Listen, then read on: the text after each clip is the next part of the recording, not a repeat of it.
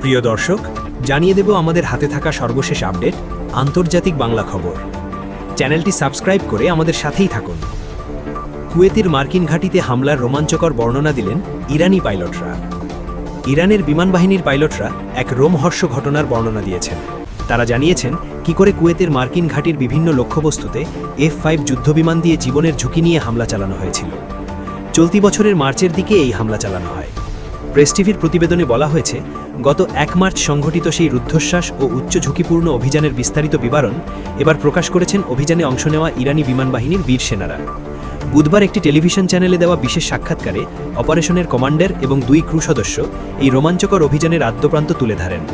অত্যন্ত নিচু দিয়ে বিমান উড়িয়ে রাডার ফাঁকি দেওয়া এবং নিখুঁতভাবে বোমা বর্ষণ করে নিরাপদে ফিরে আসার এই মিশনটি সম্পন্ন হতে সময় লেগেছিল মাত্র 50 মিনিট।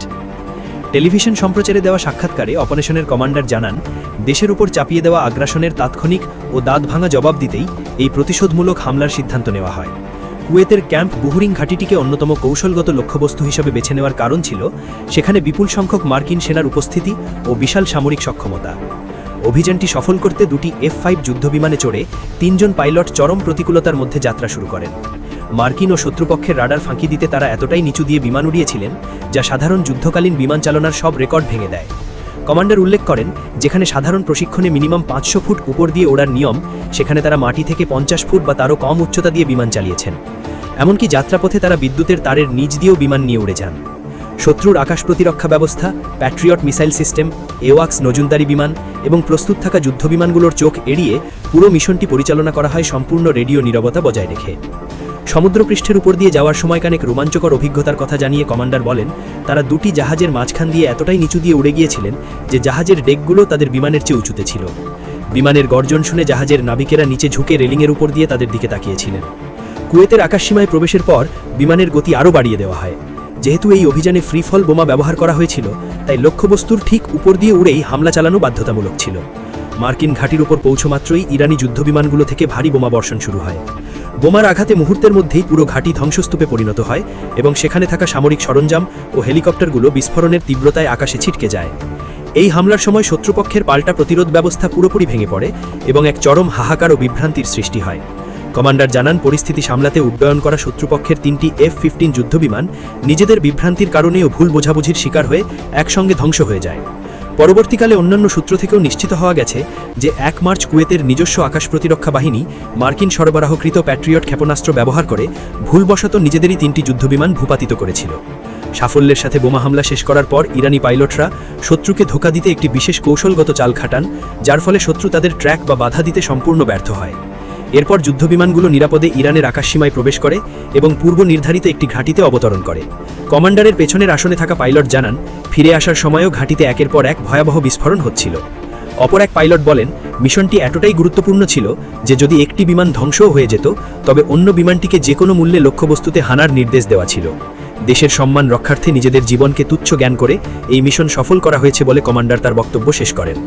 এদিকে ইরানের স্কুলে প্রাণঘাতী হামলায় যুদ্ধের ভুল বললেন ট্রাম্প।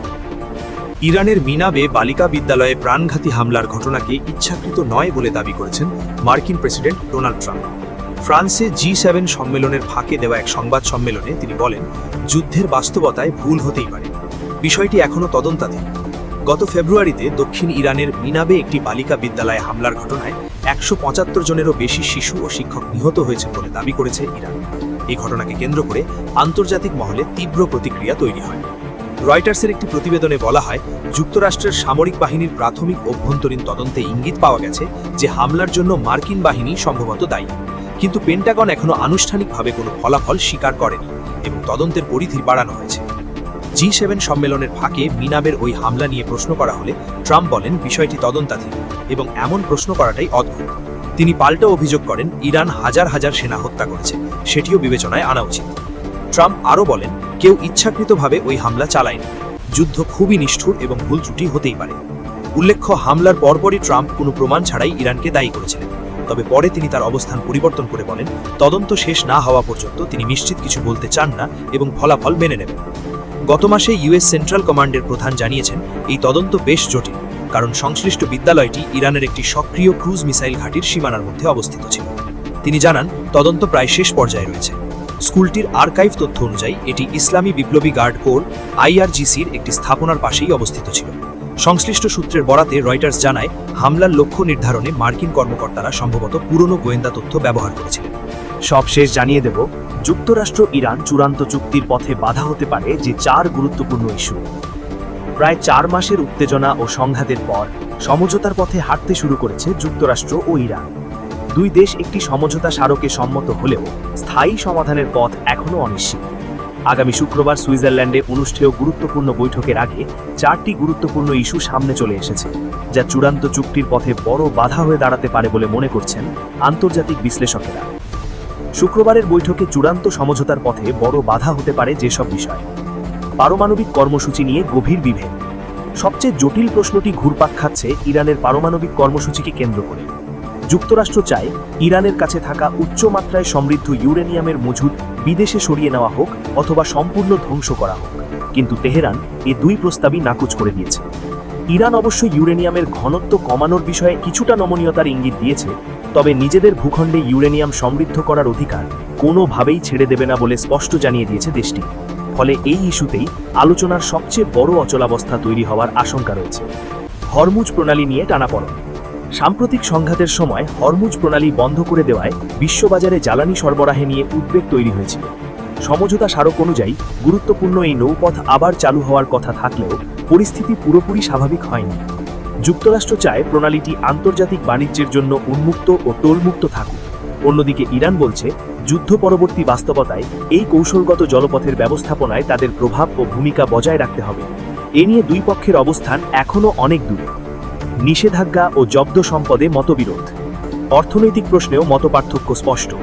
ইরান দ্রুত সব ধরনের নিষেধাজ্ঞা প্রত্যাহার এবং বিদেশে আটকে থাকা বিপুল পরিমাণ সম্পদ ফেরতের দাবি জানিয়েছে, কিন্তু ওয়াশিংটনের অবস্থান ভিন্ন। যুক্তরাষ্ট্র বলছে, ইরান তার প্রতিশ্রুতি বাস্তবায়ন করছে কিনা তা পর্যবেক্ষণ করেই ছাপের পর ছাপ নিষেধাজ্ঞা শিথিল করা হবে। যদিও প্রাথমিক সমঝোতার অংশ হিসেবে ইরানের তেল রপ্তানিতে কিছু ছাড় দেওয়ার ইঙ্গিত পাওয়া গেছে, যা ইতোমধ্যে মার্কিন রাজনৈতিক অঙ্গনে বিতর্কের জন্ম দিয়েছে। ইসরায়েলের অবস্থান নতুন সংজ্ঞা। চুক্তির ভবিষ্যৎ বাস্তবায়নে আরেকটি গুরুত্বপূর্ণ প্রশ্ন হয়ে উঠেছে ইসরায়েলের ভূমিকা। দেশটির প্রধানমন্ত্রী বেঞ্জামিন নেতানিয়াহু স্পষ্ট করে দিয়েছেন, যুক্তরাষ্ট্র ও ইরানের মধ্যে যে কোনো সমঝোতা ইসরায়েলের সামরিক সিদ্ধান্তকে সীমাবদ্ধ করবে না।